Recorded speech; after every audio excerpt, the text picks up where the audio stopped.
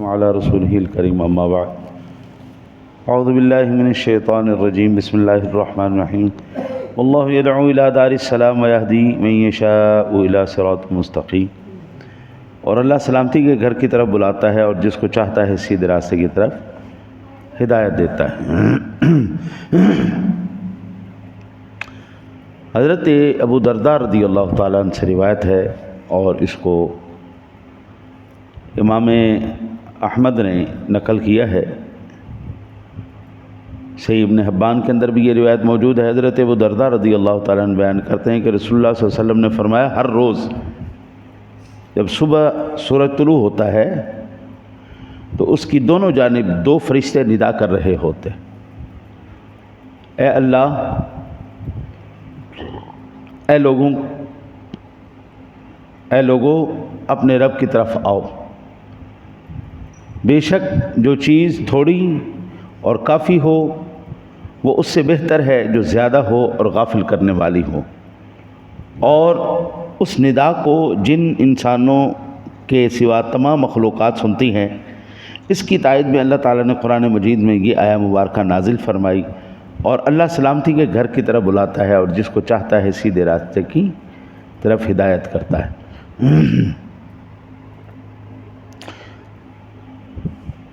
یہ جملہ میرے آقا جی نے بڑا کمال ارشاد فرمایا، تھوڑا ہو کافی ہو لیکن زیادہ ہو غافل کرنے والا ہو.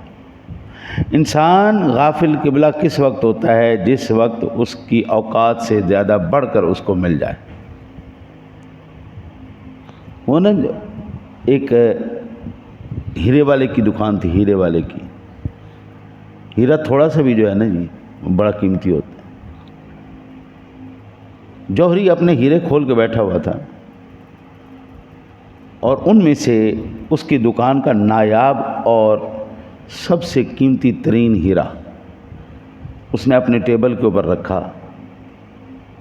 رفع حاجت کے لیے گیا، اتنی دیر میں ایک چوہا آیا.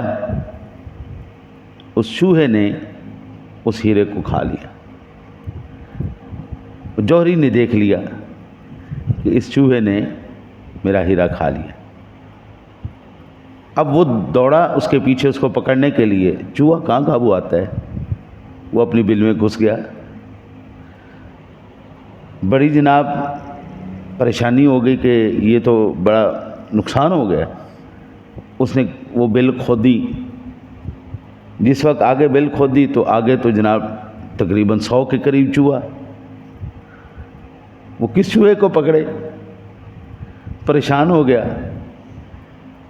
جو چوہوں کو پکڑنے کے ماہر تھے نا جی، اس کو انہوں نے بلایا کہ یار ہماری تو سمجھ سے باہر ہے، ہم کس چوہے کو پکڑے اور قیمت اتنی زیادہ ہے کہ ہم چھوڑ بھی نہیں سکتے.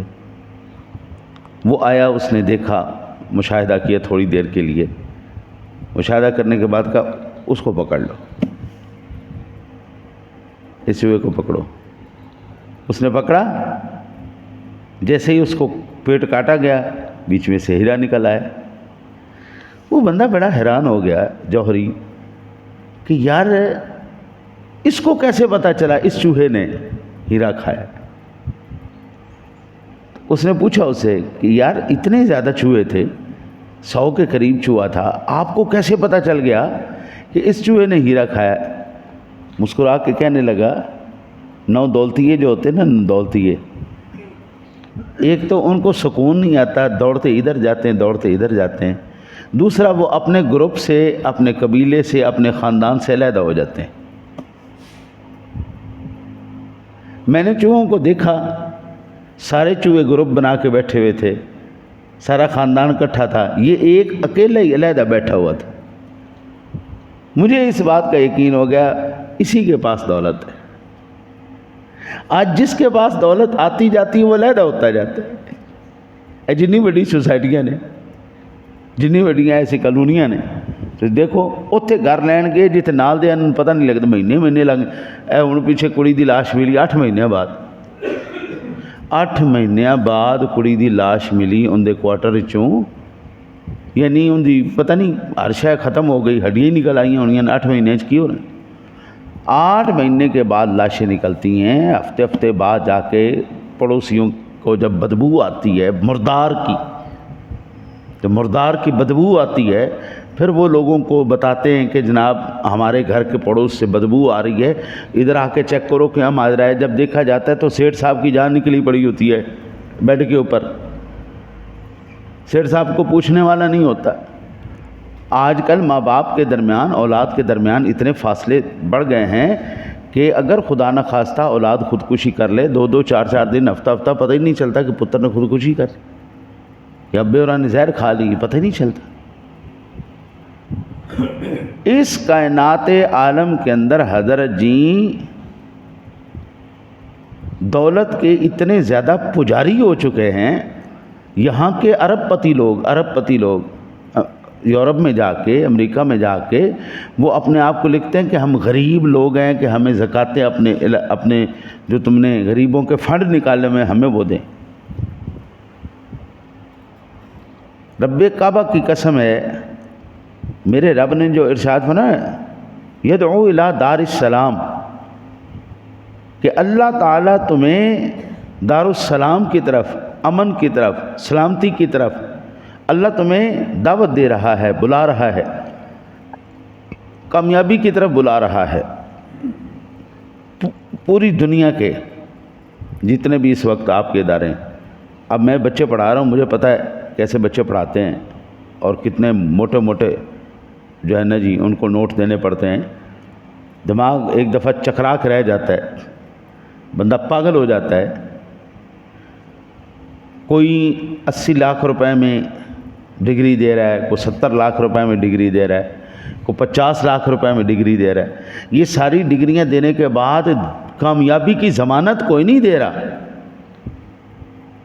کون سا ادارہ ہے جی کہ ہمارے ادارے سے پڑھ کے جائے گا بچہ، وہ سیدھا جناب کامیاب ہو جائے گا، لاکھوں کروڑوں روپے کمانا شروع کر دے گا؟ ہم گارنٹی دیتے ہیں، کوئی گارنٹی نہیں دے رہا۔ لیکن جس جگہ سے ہمیں گارنٹی مل رہی ہے، واللہ یدعو الی دار السلام، سلامتی کی گارنٹی مل رہی ہے، کامیابی کی گارنٹی مل رہی۔ یہ جتنے بھی ادارے ہیں آپ کے، پوری دنیا کے ادارے، ان اداروں کو دیکھیں اور اسلامی نظام کو دیکھیں، ہر مسجد کے اندر سے دن میں 5 مرتبہ یہ اعلان کیا جاتا ہے، حی علی الصلاۃ، حی علی الفلاح، آؤ کامیابی کی طرف آ جاؤ، نماز کی طرف آ جاؤ اور کامیابی کی طرف آ جاؤ۔ 5 وقت اعلان کیا جاتا ہے، کامیابی اگر تمہیں ملے گی تو دین مصطفیٰ میں ملے گی، اسلامی نظام میں ملے گی، دنیا میں کہیں تمہیں کامیابی نہیں ملے گی۔ جو میں آپ کو عرض کرنے جا رہا ہوں، مجھے کسی دنیا کے ملک کی یہ تہذیب دکھائیے گا جن کا تہذیب، تمدن، جن کا رہن سہن، جن کا حسن اخلاق، حسن معاشرت، جن کا خاندانی نظام، جن کا گھریلو نظام، جن کے نوجوان باحیا، بچیاں با کردار، ہمارے بزرگ محبت کرنے والے، پوری دنیا کے اندر اسلام کے علاوہ دکھاؤ مجھے کہیں پہ ہے تو۔ کسی انگریز کی نانی کو اس کے گھر میں بیٹھے ہوئے اس کے نواسوں اور دوتریوں کے ساتھ کھیلتے ہوئے، خدمت کرتے ہوئے دکھاؤ نظر۔ یہ آپ کو ملے گا تو آپ کو اسلام کے اندر ملے گا، مسلمانوں میں ملے گا۔ ہمارے ہاں تو دادیاں کیا، پردادیاں بھی بیٹھی ہوتی ہیں، نانیاں کیا، پڑنانیاں بھی بیٹھی ہوتی ہیں، اور بڑے فخر سے ہمارے سارے جتنے بھی ہیں وہ ان کی خدمت کر رہے ہوتے ہیں۔ اسلام کی کیا کیا فضیلتیں ہیں وہ میں آپ کو اس سے آپ کو اندازہ ہوگا۔ جن لوگوں نے مغربی تہذیب کو اپنایا ہے، وہ ان کی بچیاں جتنی ننگی ہوتی ہیں، ان کے بچے جتنے بے حیا ہوتے ہیں، وہ کہتے ہیں جی براڈ مائنڈیڈ ہیں، کھلے ذہن کے مالک ہیں، اور بے شرمی کو کھلی ذہنیت کا نام دے دیا۔ ڈب کے مر جاؤ، بچیاں دے کپڑے لوا کے تسی کہے جناب ہم نے تو ترقی کر لی۔ یہ ہمارے پنجابی میں کہتے ہیں ترک گیا ہے کام، ترک بالکل گند پہ گیا ہے، یہ ترک گئے ہیں، ترقی نہیں ہوئی۔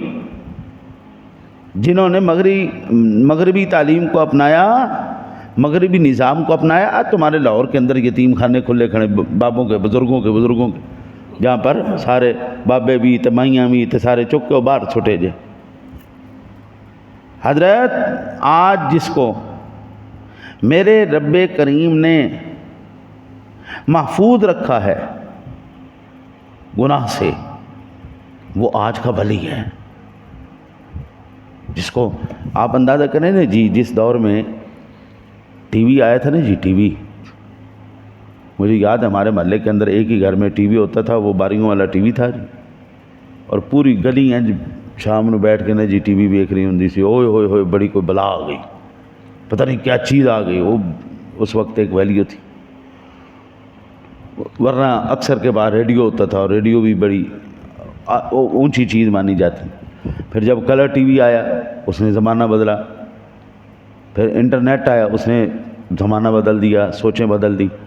آج یہ موبائل دنیا کا سب سے بڑا فتنہ ہمارے ہر ایک بچے بچی کے ہاتھ میں، اور آپ ان کے ان سرچوں کو روک نہیں سکتے، آپ قابو نہیں کر سکتے۔ یہ وہ تباہی کا دہانہ کھل چکا ہے کہ آج بھی اگر اسلامی تعلیمات کی طرف توجہ نہ دی گئی تو پھر یہ یاد رکھیے گا، پھر وہ جو میرے مالک نے ارشاد فرمایا کہ وَيَهْدِي مَن يَشَاءُ إِلَىٰ صِرَاطٍ مُسْتَقِيمٍ، اللہ جس کو چاہتا ہے ہدایت دیتا ہے، جس کے اوپر پھر میرے رب کی نگاہ عنایت ہوگی نا، اسی کو ہدایت ملنی، ورنہ ہون بے ہدایتیں والا کام شروع ہو چکے۔